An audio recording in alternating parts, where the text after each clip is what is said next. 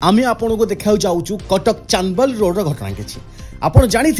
कटक रु केन्द्रापड़ा गला बेले जगतपुर परे परे खैरा छक पड़े जो रही फल दुकान किसी दिन तले गोटे घटना सामना को आसला जो दुर्घटना ही फल दुकानी मृत्यु होता ये हूँ से जगह एवं पार्किंग असुविधा रही गाड़ी दुई पट जाक गाड़ी हूँ यातायात में असुविधा हो फल दुकानी बेपूर्व पार्किंग ये दायी किए प्रशासन ना थिबा फल दुकानी ना किणुवा ग्राहक ये सब बड़ प्रश्न उठुचे ग्राहक गाड़ी कोड थोइबे पार्किंग सुविधा नहीं दुई पटे गाड़ी रही रास्ता पतला हो जाए मुख्य रास्ता रही कटक रु केन्द्रापड़ा और चांदबाली प्रशासन एथि चुप कौन रही